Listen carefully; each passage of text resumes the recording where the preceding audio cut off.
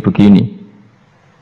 Kayak apa Allah muji para ashabu Rasulillah? Masa kita ikut kelompok yang menghina ashabnya apa?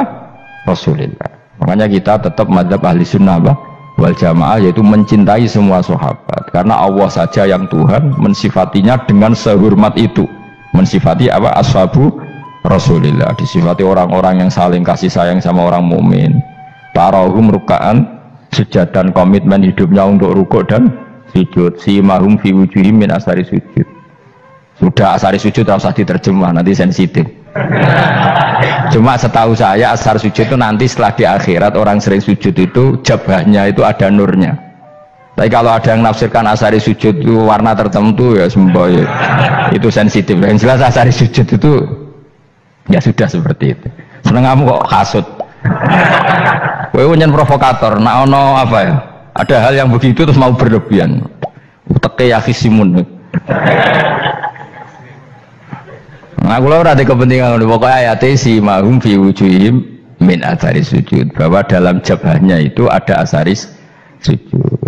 Itu masyhur kan, saya terangkan ya, tapi kalau sensitif loh, biasa wae. Suatu saat Rasulullah itu ngendikan begini, nanti saya kata Nabi akan nyafaati kalian semua. Sahabat-sahabat tanya, ya Rasulullah dengan sekian miliar orang bagaimana kamu mengenali kita? Saya ulang lagi, suatu saat saya nanti akan nyafaati kalian karena saya kenal kalian. Maksudnya di akhirat.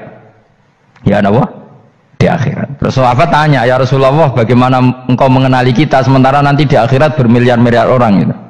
Terus Nabi ngendikan gini, jika kamu punya unta dengan tanda tertentu, saya ulang lagi, jika kamu punya unta punya tanda tertentu, dalam jidatnya ada begini, dalam tangannya ada gini, dalam kakinya ada gini, maka apa kamu bisa membedakan untamu dengan unta orang lain? Ya bisa ya Rasulullah, karena unta kita khas.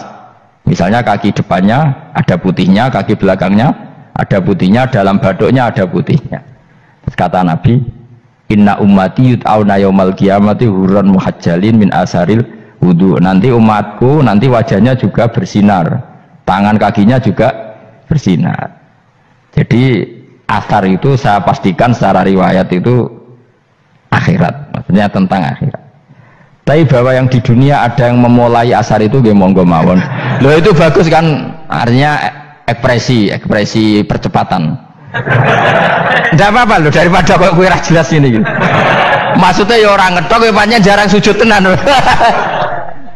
Wes ora usah sensitif, tapi yang jelas ya nanti ya sebenarnya kiamat rumang samu nanti hisab itu nanti kalau hitung hanya sekitar 3 jam. Hisabnya sak dunia itu hanya sekitar, karena malaikat itu tidak kesulitan sama sekali. Tak warai ya, ini nggak akan salah saya dalam hal ini karena riwayatnya sahihah. Kenapa hisab itu hanya butuh rubu'un nahar, 1/4 dari siang enggak? Anggap saja siang itu 6 jam atau 12 jam, itu aja terserah. Kalau 12 paruhnya kan 6 ya. Seperti 1/4-nya berarti 3. Itu gini. Jadi nanti di mahsyar itu kan yauma tabyaddu wujuh wa taswaddu wujuh. Yaudah yang kafir itu gelap, hilang. Wajahnya, tubuhnya semuanya gelap. Yang mukmin itu semuanya terang. Jadi sudah yang tabyaddu wujuh wa taswaddu wujuh otomatis terus nyingkap.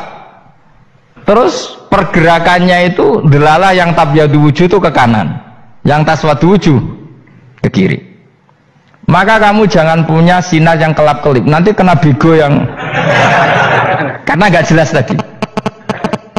Maka kamu harus sinarnya yang sejelas-jelasnya, ghurran muhajjalin min asaril. Bila perlu nur kamu sampai menembus langit saat itu. Makanya ketika orang mukmin sudah nurnya ada di muka, ada di tangan, masih ngendikan Rabbana atmim lana nurona, karena takut masih kena bego tadi. Karena kalau hanya wudhu tok, sikil tok kan, bayangkan di miliaran orang kan bisa agak kelihatan. Tapi kalau nurnya sampai nembus langit kan, itu siapa kok nurnya sampai, kan malaikat langsung tahu. Mana hafal Quran, alim kan insya Allah nurnya itu. Sama zaman itu masih berdoa, Rabbana atmim lana, sempurnakan nur kami. Karena nanti identifikasi malaikat berdasar tadi, kalau ada nur berarti diletakkan ashabal yamin, kalau nggak ada nur ashabal shimal. Nah malaikat yang dibawa bego itu kira-kira detail nggak? Dugaan saya kalau kelap-kelip pasti kena shimal. Wah ini partai kiri, mesti kan. Pemenang sing wudune mau dulet sirah tok sithik. karena anak mazhab Syafi'i. Sebetulnya meskipun dosa sebaiknya kalau basuh sirah itu kabeh ben ora kelap kelip mana aneh pepes terus dulat-dulit tok. Iku sebenarnya ya kelap kelip.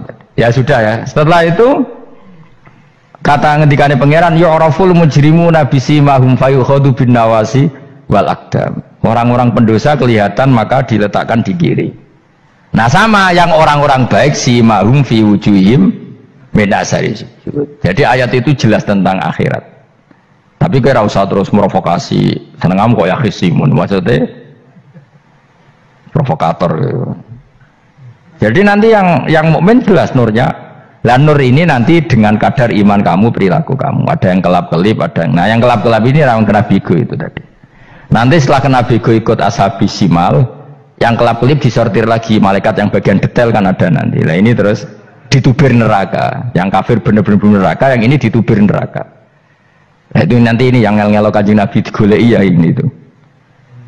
Mana sakit Kanjeng Nabi, mana ono kiai soleh darani, nek iso soleh dhewe sakit Nabi mergo terus goleki endi umatku sing kelep-kelip terus dicari disyafaati. Ya imma langsung dituruti Allah wa imma diubasine neraka. Ya terserah rencanamu piye ngono kowe. Tapi yang jelas apa? Kiamat itu cepat sekali karena tadi ada identifikasi tadi. Makanya hanya cukup 3 jam karena tadi yang jelek kelihatan jelek, yang baik kelihatan baik. Makanya cepat. Ya araful mujrimuna bisimahum, orang pendosa dikenali lewat alamatnya yaitu taswaddu apa? Wujuh. Kalau orang baik dikenali lewat tabyadu wujuh. Nah terus setelah nyingkir, ini ngono tak warai kiamat. Setelah nyingkir itu faduri babenahum bisuril lahu bab. Setelah tersingkir tadi terus lalu ada pintu penghalang, pintu pemisah. Nah pintu pemisah tadi yang sisi kanan langsung jadi surga, yang sisi kiri jadi neraka. Itu disebut faduri babenahum bisuril lahu bab batinu fi rahmatu wa dhahiruhu min kibalihil adab. Yang pintu arah kanan otomatis wilayah surga, yang pintu kiri otomatis wilayah neraka. Nah problemnya ketika penutupan pintu itu dah yang kelap-kelip itu katut kemana ini yang makanya kamu jangan malok partai yang apa kelap-kelip yang nggak jelas itu koalisi kemana ya. Kalau partai besar kan iso nyalon presiden, partai kecil ini kan ikut mana ini kan? Sing sak ngisore 1%, 2% ini kan repot. Loh, coba misalnya nur kamu 2%, berarti gelap kamu kan 98%. Kira-kira malaikat mengkategorikan kemana coba? Ayo jawab. Gelap. Loh, kode semangat padahal itu bagian dari kamu. Kalau satu tubuh itu sinarnya hanya 2%, kira-kira kategorinya itu partai gelap, partai terang. Waduh semangat kok ya ini. Berarti kegaruk kemana? Kiri. Tapi bisa saja malaikat cara berpikir gini. Tapi kok ada cahayanya ya? Padahal kata Allah, yang bercahaya ashabul yamin. Kan nggak ada bilang cahaya terang. Bisa saja malaikat, alhamdulillah berpikir begitu. Ya nanti kita rayu saja supaya berpikir ini kan yang penting ada cahaya. Kan Allah tidak bilang terang apa kelap-kelip.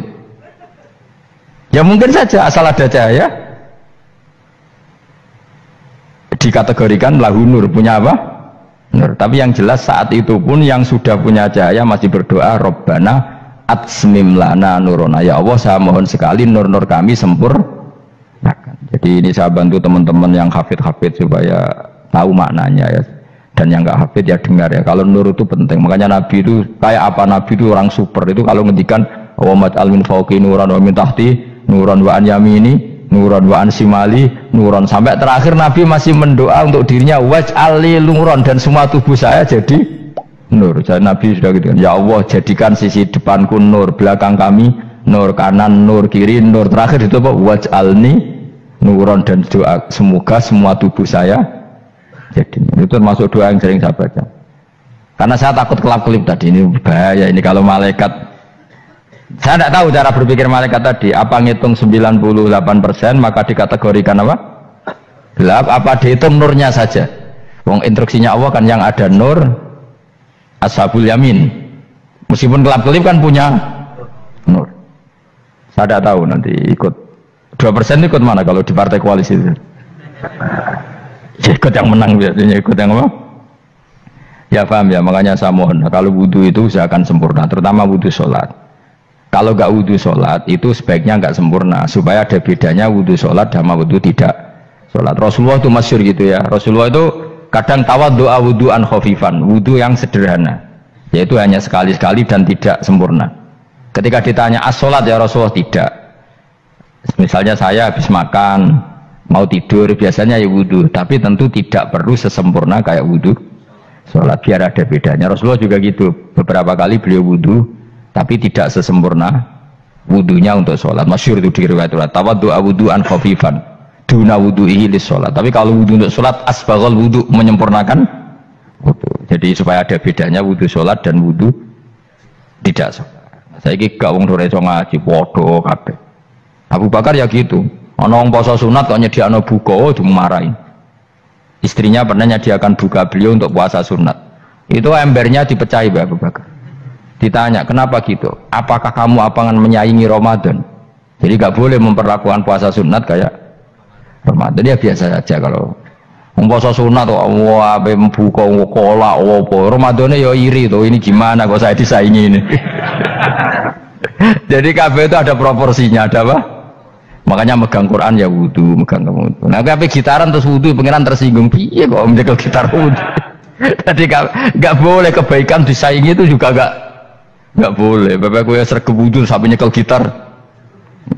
Untuk Quran tersinggung, wah semen ibu gak sembunyi kan. Malaikat panitia kan ya tersinggung. Kabeh itu kan ada proporsinya apa? Ada proporsinya. Itu hebatnya Rasulullah. Jadi kalau beliau wudhu, bahkan wudhu itu wudhu li sholat sama tidak sholat itu.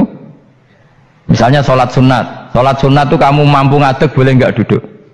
Boleh. Kalau sholat fardu nggak boleh, biar ada bedanya. Fardu itu spesial, nggak boleh, harus berdiri. Kalau sunat pun harus berdiri. Fardu tersinggung, iya sunat kok nyaingi aku kan gitu kayak. Ya makanya sholat fardu wajib berdiri ya. Sholat sunat boleh duduk meskipun mampu loh ya. Nggak boleh sama. Sholat sunat pun harus berdiri. Berarti ada sunat menyaingi fardu. Ya jelas ya, jadi aturan main itu harus jelas, nggak boleh. Makanya Abu Bakar itu nggak mau kalau ada orang puasa sunat kemudian apa? Abdullah bin Mas'ud lebih parah, dia itu tukang nyuepeng orang yang selalu sholat duha. Makanya saya itu duha itu jarang, karena takut kena sweepingnya siapa? Abdullah bin Mas'ud. Itu ada orang khusyuk tiap hari duha di sweeping sama dia. Apakah kamu menjadikan sholat ini jadi fardu? Kok mbok lakoni bedino? Awas nampak lakoni bedino. Daerah akhir duha dilakoni bedino. Perkara ini butuh duit. Itu kalau zaman Abdul Mahmud kena sweeping apa? Karena berarti menandingi fardu. Yes, biar usah anut ilmu ku bahaya itu di sensitif. Cuma ini kan ilmu tetap tak utarakan. Biar kamu tahu, nggak boleh fardu disaingi itu nggak. Coba kan banyak ketentuannya tadi. Contoh paling gampang itu apa? Kalau sholat fardu boleh, nggak boleh apa? Duduk. Sholat sunat boleh duduk. Sholat sunat boleh di kendaraan sesuai jalannya kendaraan. Nama tawajjahat bi rohilatu. Kalau sholat fardu, kalau kamu naik unta harus turun untuk memastikan di kiblat. Jadi banyak sholat sunat kamu dalam keadaan najis sudah tidak boleh dilakukan. Kalau sholat fardu, karena saking pentingnya fardu, meskipun dalam keadaan najis ya menemukan alat sesuci harus tetap sholat. Jadinya sholat dihormatil waktu, karena nggak boleh fardu ditinggalkan. Meskipun nanti harus iadah, karena nggak boleh mengalahkan fardu meskipun itu oleh najis. Jadi misalnya kamu pergi hanya bawa satu celana, kemudian di terminal atau apa kena najis, kena uyah sampean misalnya, kamu harus tetap wudu dan sholat, karena nggak boleh fardu ditinggalkan. Meskipun nanti harus iadah, karena sholat kamu tidak sempurna. Dalam keadaan celana kamu najis boleh nggak sholat sunat? Oh nggak boleh, karena kalau fardu itu darurat, memang suatu yang harus maka dilakukan. Tapi kalau kamu dalam keadaan nggak suci nggak boleh melakukan sholat apa? Sunat. Karena fardu itu spesial apa? Spesial. Bun kalau terus nanya. Wamtazil yauma ayyuhal mujrimun. Ya, jadi orang mujrimun harus terpisah dari orang apa? Mukmin. Dan yang keharusan itu ketika di surga. Tapi kalau di dunia ya boleh muamalah boleh. Ya muamalah yang halal maksudnya. Infaridu tegese misau sira kabeh ana mukminin sing pira-pira mukmin indahtilatihim. Nalikane campure kufar utawa al mujrimin bihi kelan al mukminin. Utawa rujuke balik boten apa-apa. Maksudnya rujuke dua balik ge sami indahtilatihim mukminin bihi kelan kufar atau kufar ning mukminin.